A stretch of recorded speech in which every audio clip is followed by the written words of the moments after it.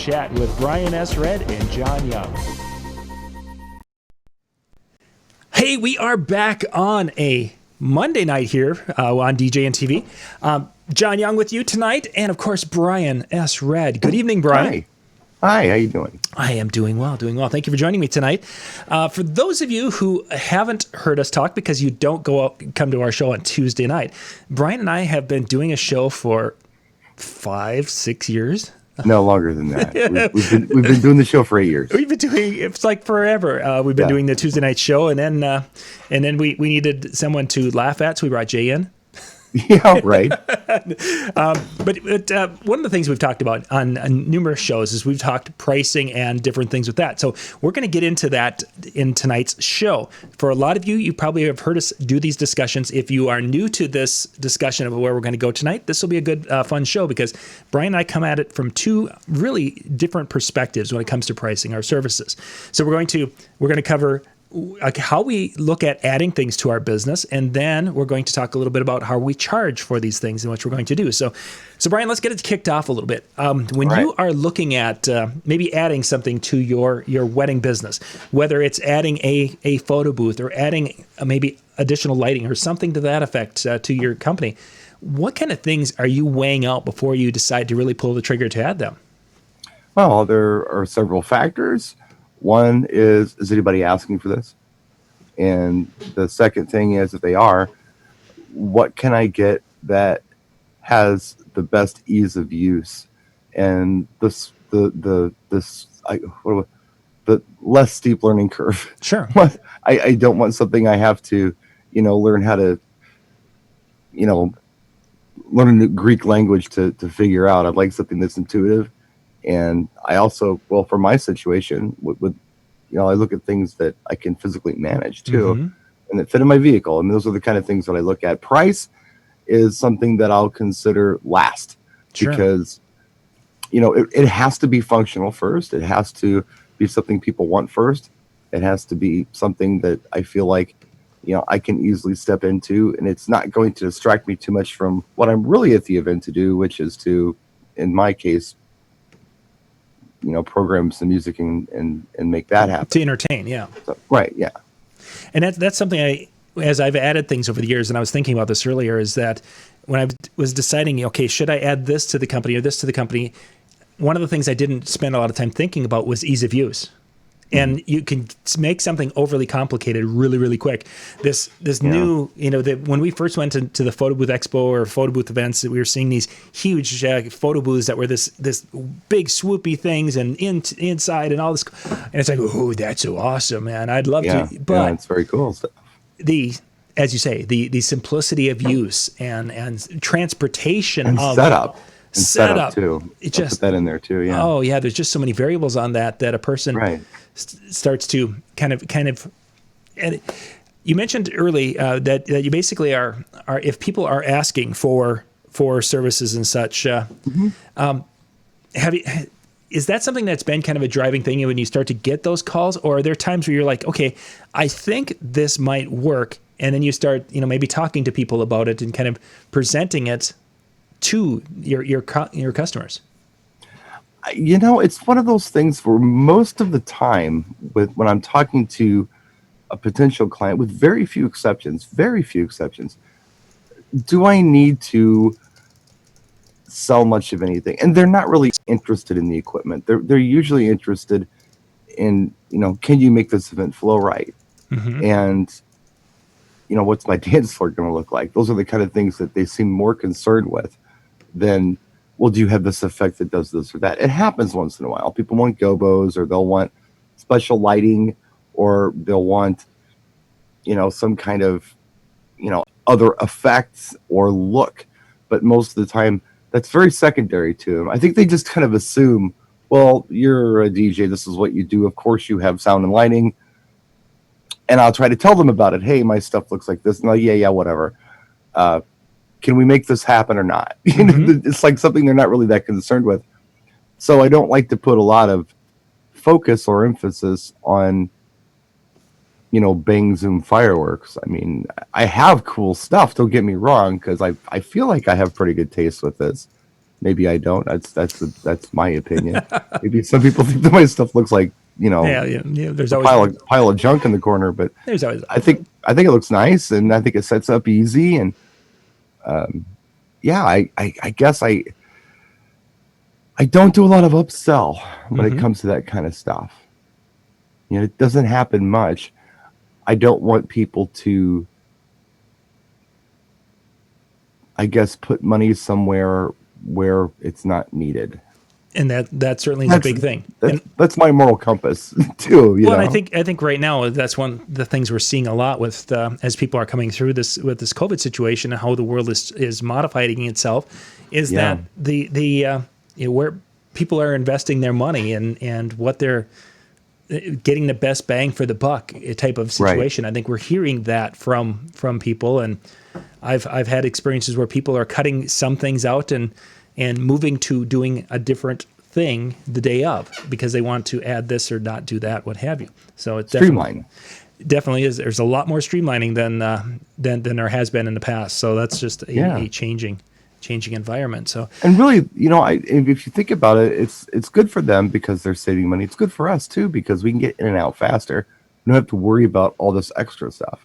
yeah, It's kind of like just getting down to the meat and potatoes of things. and some venues absolutely love that yeah. because they want us in and out as quickly as possible. So Right. Yeah. Yes. Setup time is crucial, and breakdown time is crucial. and we heard that at the Photo Booth Expo when people were going around and looking at the different booths.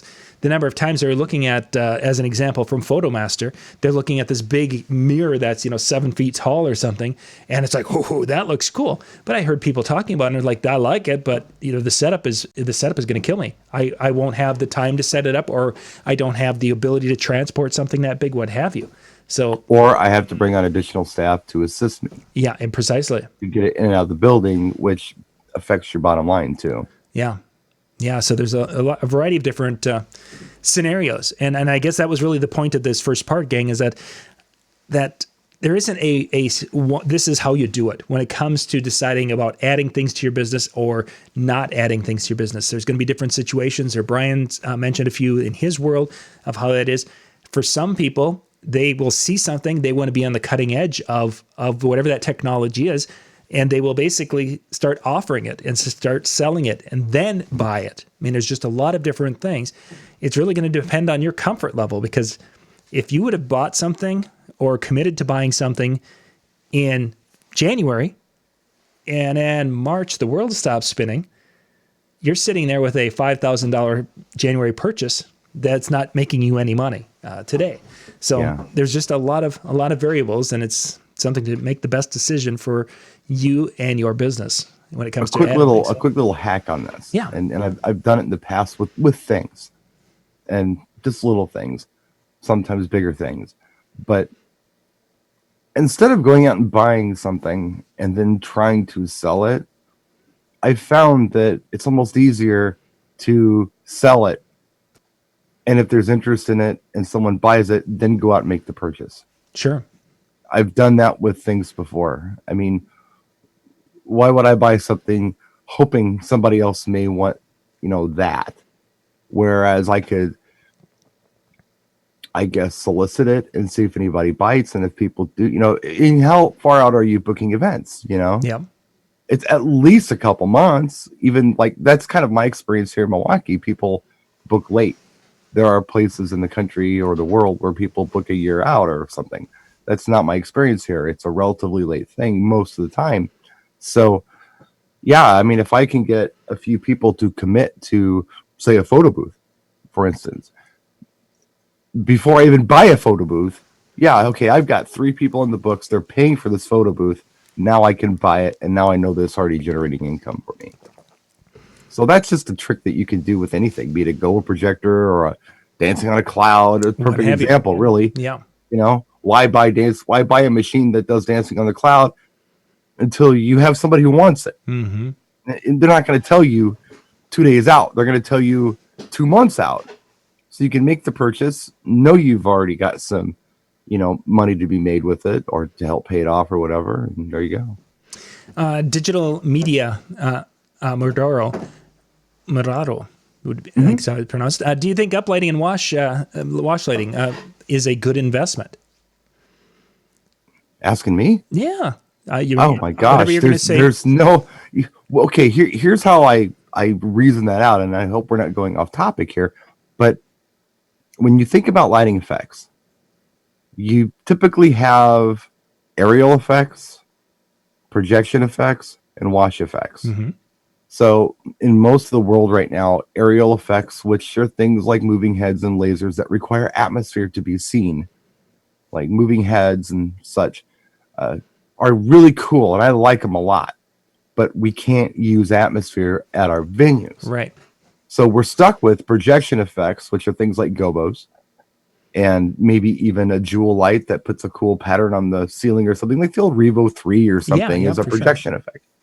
More so of a projection effect than, excuse me, an aerial effect. And then when you think about even like park hands, they can be either projection for an uplight, or they can be a wash effect, which is, kind of when you kind of turn everybody blue on the dance floor Yeah. or green or whatever color you light them up. Yeah, pars and uplighting, I think, are the best investment you can make. And this is when it something comes to that we lighting. see photo booth operators, photo booth companies. I mean, this is what they do primarily. They're adding uplighting services. That at Photo Booth Expo, the JMOS, the team from JMOS, there was a photo booth operators were just in awe of those little battery powered uplights that they had. Yeah, they were hot. They were Yeah. very, very, very hot in there. It was a really good, the decor lighting world is what it is. So I would agree. Is that if I were looking at a thing to add to my photo booth company or my DJ business, and I did not already have uplighting, that would probably be one of the first ones that I would do. Yeah.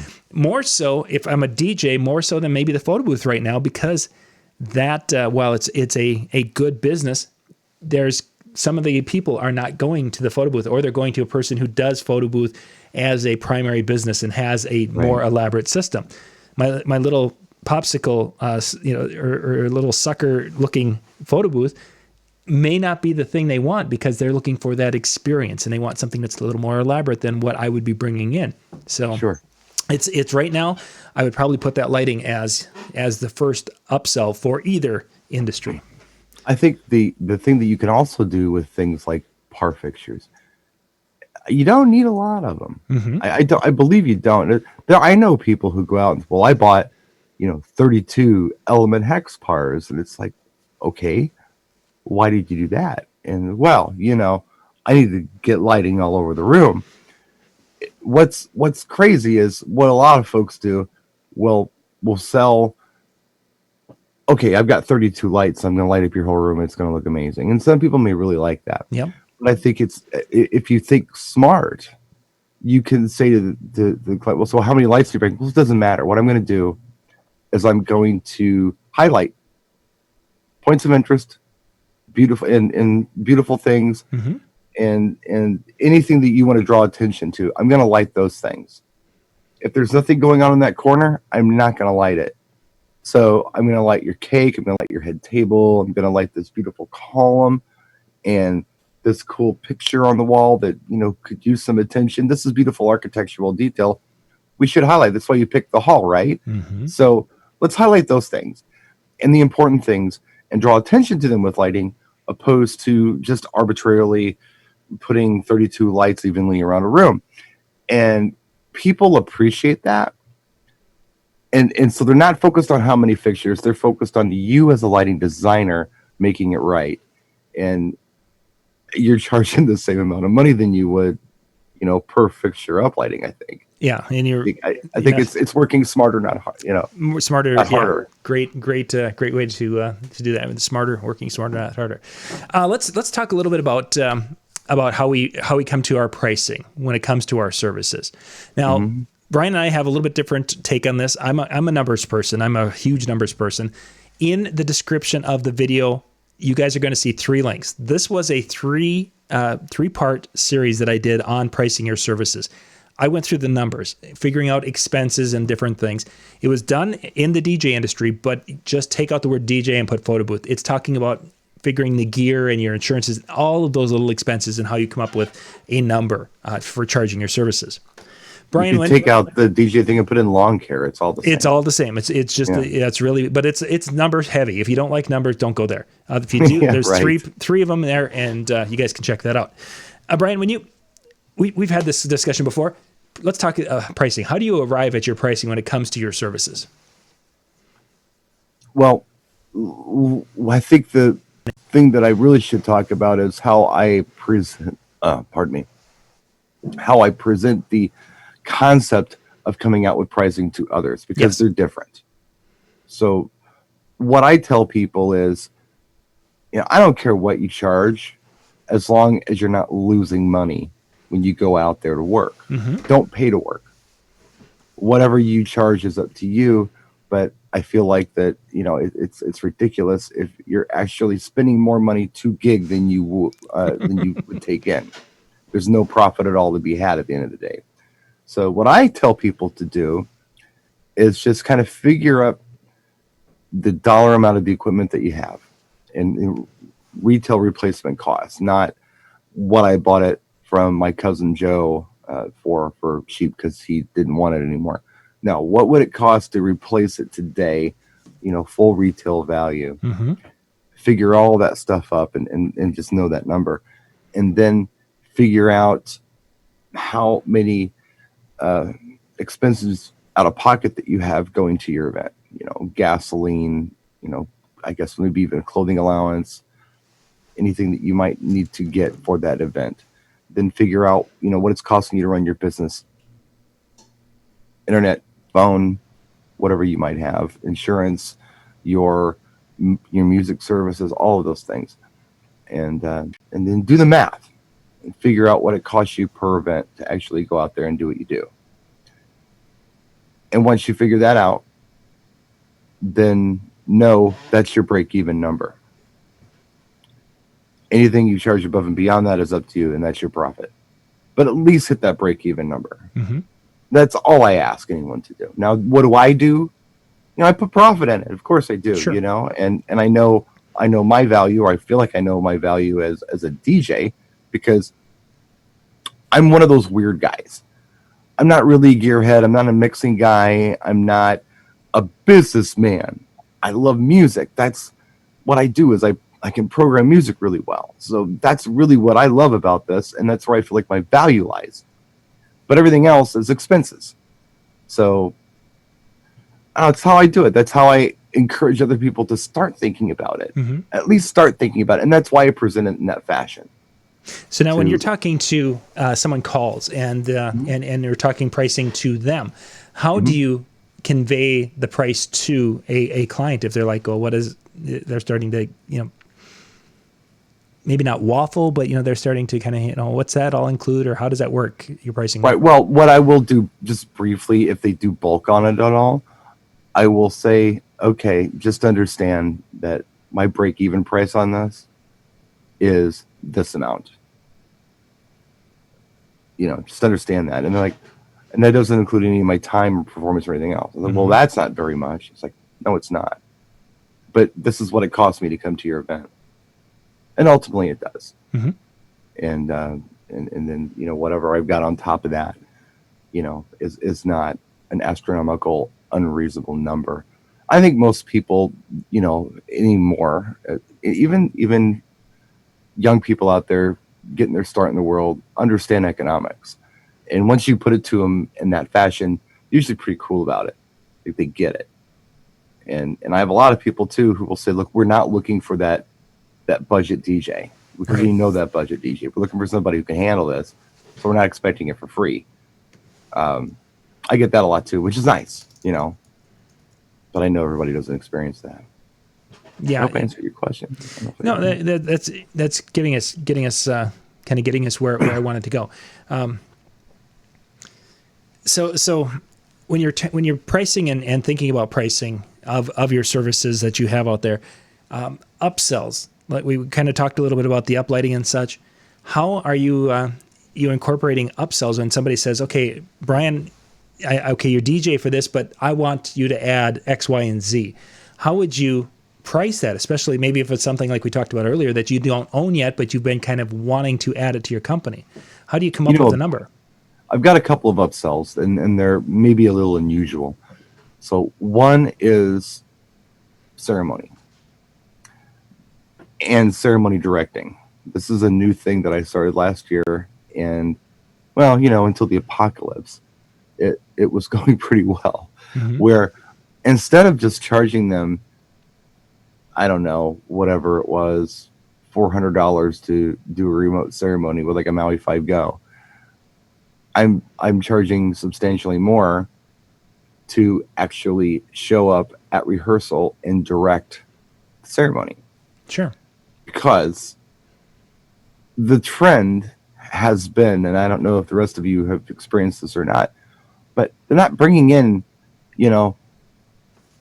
Pastor Joseph to do the ceremony anymore. They're bringing in cousin Dave, Yes. who got ordained online. He has no idea what he's doing. Yet they want something that resembles a choreographed fairy tale wedding, Mm-hmm. but Uncle Dave has no idea how to tell them how to do it, or Uncle Joe, or whoever. So what I'll do is I'll go in and help them out with that. And I'll bring a speaker and I'll go on the microphone so I can kind of direct things, and people appreciate it. It's extra time. It's like another gig. Yeah. And you go in the night before, whenever the rehearsal is. Usually it's the night before, and you get to know everybody. They trust you. They're looking to you. If anything goes wrong, you're anticipating anything that could go wrong, like the flower girl melts down.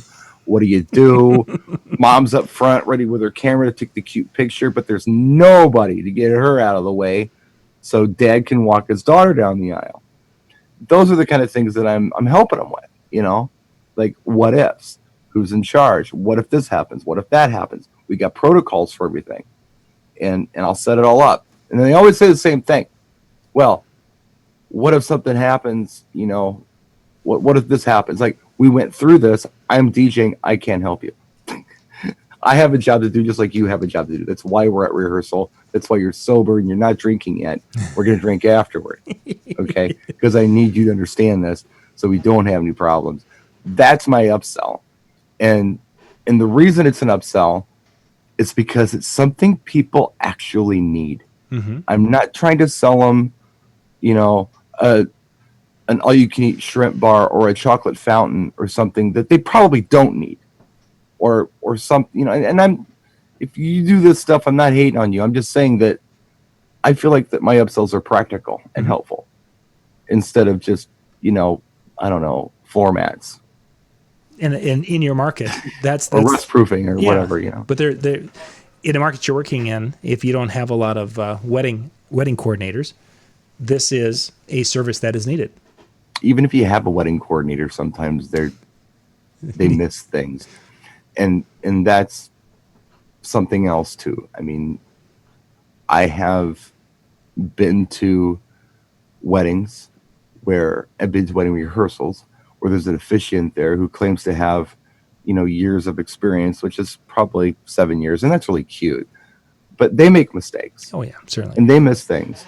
I did a wedding one time where I was at the rehearsal. Everything went great.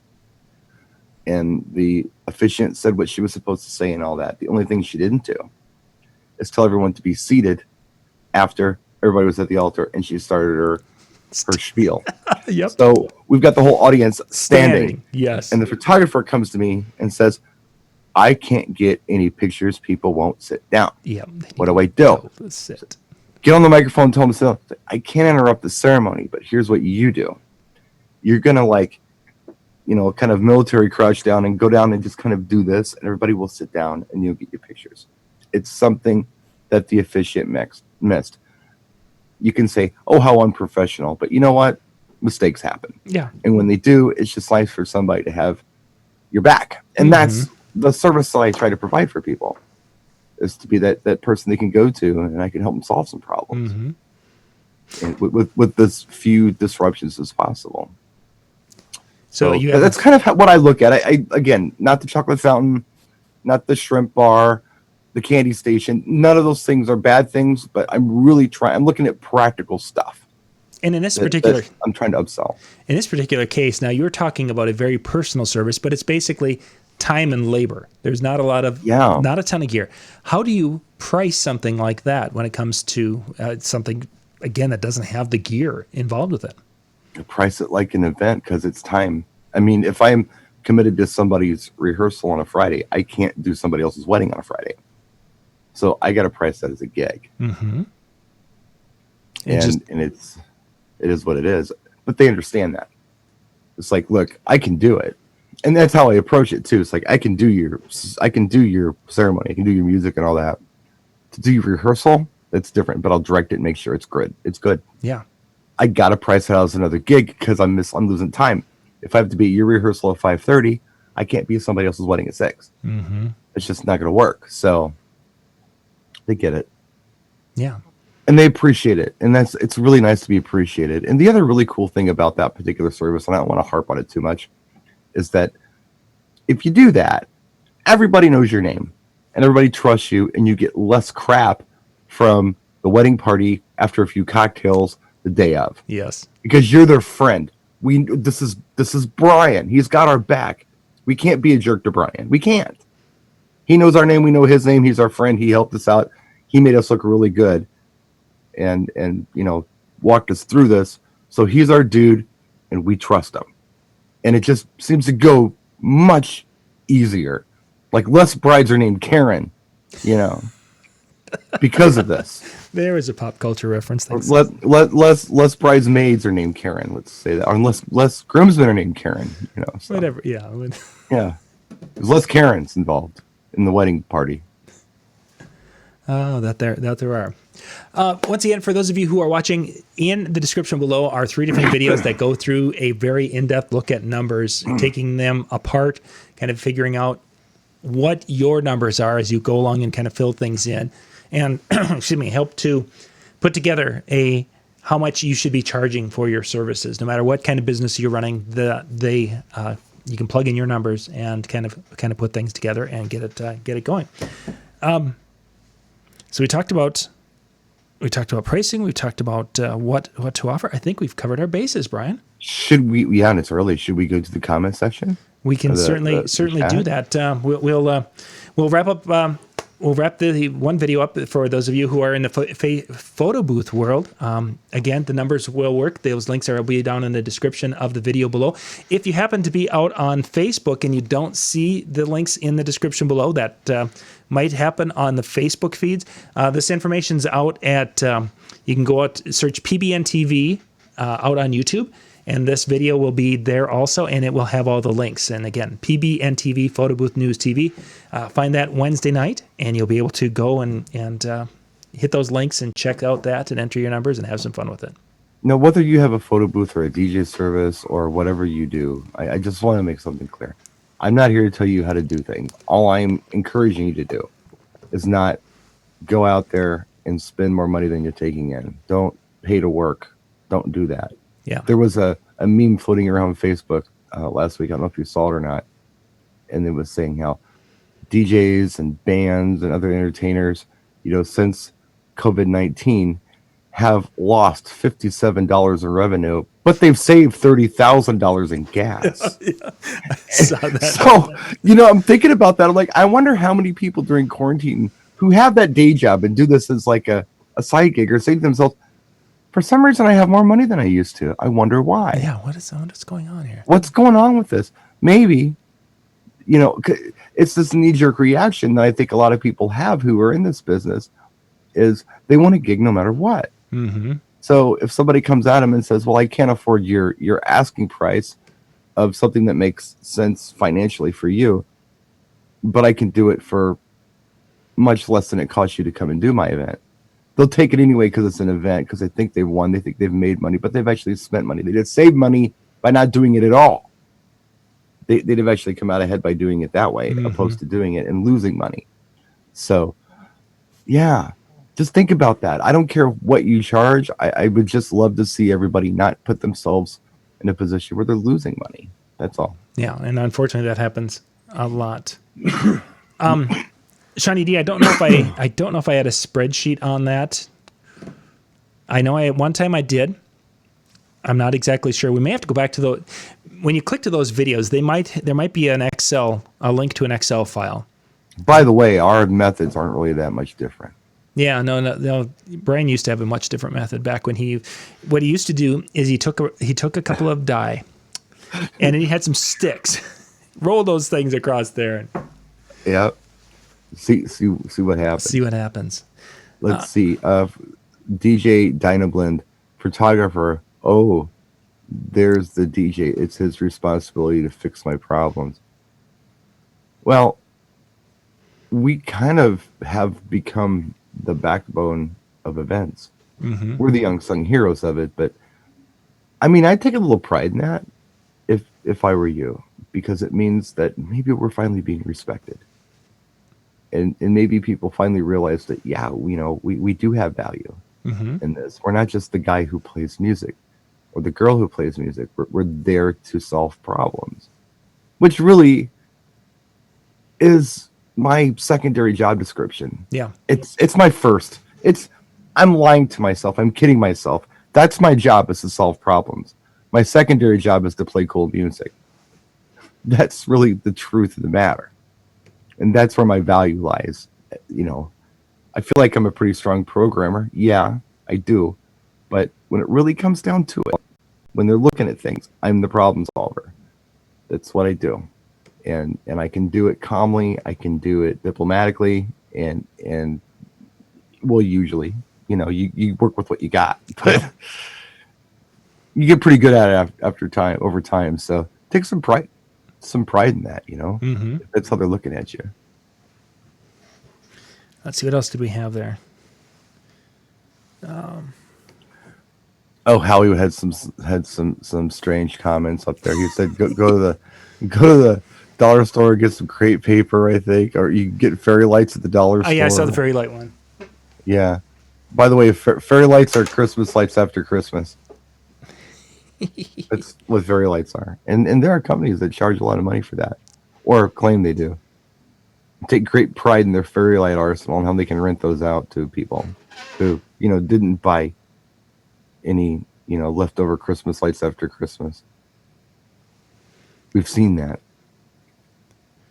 Yeah, the kind of the photographer is coming up with a couple of them. Dinah Blend says, I'm finding people are now doing their own photo booths, bringing an iPad and a stand and a few props instead of hiring professionals. Mm-hmm. This past weekend, I had an event. We'll talk more about it tomorrow night. Jay wants to cut our questions down to probably about 4 or 5 questions. Because he wants to talk about his gig yesterday. So we won't have any questions tomorrow night. Because Jay's just going to talk for an hour. Jay's going to talk. For those of you who have seen, we've done the show where we have 10 questions in 40 minutes. Basically, we start the timer, and Brian has 2 minutes to answer, and Jay has 2 minutes to answer. I mean, Jay has 3 minutes to answer, and Brian has like 40 some seconds, because right. It's like, oh, I should shut up now so Brian can answer. I'll stop talking. I'm going to stop talking Next. right about now. But yeah, that was the plan. But Jay had an event this past weekend, and I had an event this past weekend. So we'll hit that and have some fun with some questions tomorrow night. Yeah. But as far as, what Dinoblin's talking about with people bringing an iPad, and it's the same phenomenon with DJs. We had that for a while where people thought they could DJ their own events with iTunes or whatever. And where I was headed with that, I got distracted. They had a camera. They set up a camera, and they had their own little photo booth. The only thing is they couldn't see the pictures, but they went there, and somebody took a picture, and I've seen photographers who set up a little spot like that, a little mini studio, and they called it a photo booth. Mm-hmm. We saw it again, and after about an hour of that, everyone took their picture. Then they went on their way, and that was it. My argument when it came to the DJ part with the iTunes and the speaker, my argument with that has always been, if all you are is somebody up there playing music, you could probably be replaced with iTunes and a speaker. Mm-hmm. Because you're not really bringing much to the table. The game has been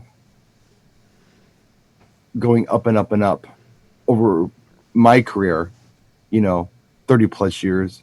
Seen a lot of changes. Music is a lot more accessible. And I think people also don't have stage fright like they used to. Yeah. That used to be a thing, but people seem to be pretty brave now. and it's the whole look at me selfie thing. So they've got a lot more confidence than people had 30 years ago. They don't feel as shy as to have people watch them speak. And public speaking isn't the scary thing it used to be.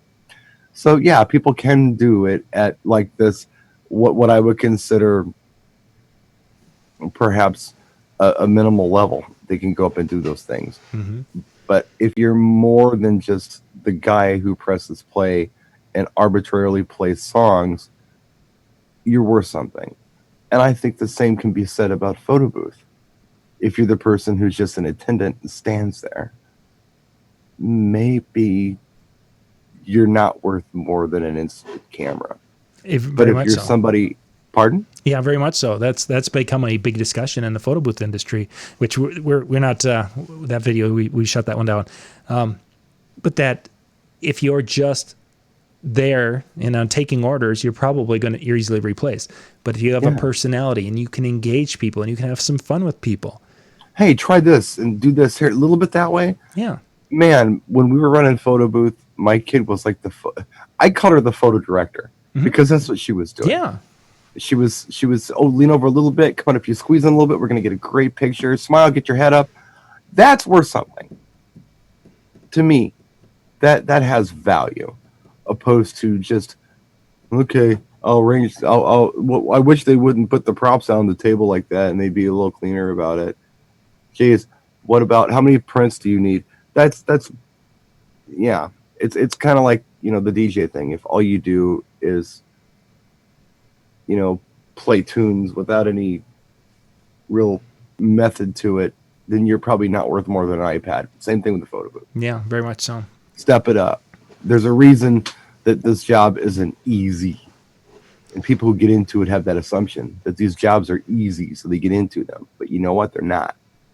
Not to do. If you're doing them well, they're not easy. Exactly. Yeah, there's the key, is if you're doing it well. Yeah. Yeah. So that's what I got to say about that. And I got to get all the words in I can, because I will get no words in tomorrow. Pretty much, yeah. No. Jay's got. If Jay has a topic already that he wants to talk about on Monday. Yeah. I mean, I like how you presented that too. We should talk about my gig I did yesterday. It wasn't like, hey, do you think we should talk about the gig I did yesterday? We should talk about this. Yeah, that was for those who. That was literally the message that came across to Brian and I today. I was like, okay. We had a topip, but no. I guess I'll just sit here. Yeah, we'll be smiling and waving, boys. Smile and wave. Yeah. It'll be interesting. So, I would. So entertainment. I did a wedding in January. The bride's name was Karen. I would feel so bad for any woman named Karen right now at a wedding. Right.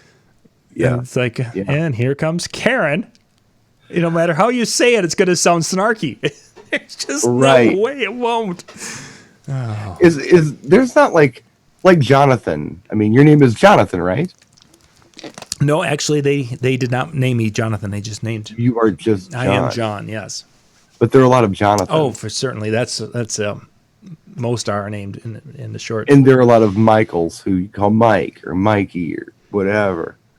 But Karen's just Karen. There's no way they go anything. Like even Brian, they call me Bryce sometimes. Yeah. There's a variation there, but Karen, there's no abbreviation for Karen. It's just Karen.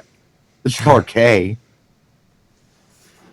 But there's like K-Care. Nobody says, hey, Care. Yeah, no, not so much. Unless you're being really coy about it. Yeah, and then again, you're starting to sound snarky again. So yeah, Karens are screwed. So it's Robin's fault then that we're talking about Jay's wedding tomorrow. Blame Robin. It's Robin's fault. Oh, it's always somebody from Florida who screws it up. So if your name is Karen and you live in Florida, oh my gosh, can you imagine? That would be really bad, really bad. Yeah. Well, we should bounce here. Thank you guys for being with us tonight. Again, tomorrow night, tune in at we're at the 10 o'clock Eastern time frame when Jay and Brian and I will be getting together. At 8 o'clock, 9 o'clock Eastern, we've got Ben Stowe. That's the warm-up act for the Brian, Jay, and John show. You can join us again on DJ and TV. We'll be broadcasting to the different Facebook groups, so you guys can check us out tomorrow evening. And again, links for the more in-depth stuff in the description below, and you can check that out. And if you have any questions, feel free to reach out. We'll answer any questions and help in any way we can. Brian, thanks for coming on tonight and helping talk about pricing. My pleasure. Nice to have you out of myself for a minute. There you are. All right. We'll catch you guys later. We'll be back here at the top of the hour. Bye-bye.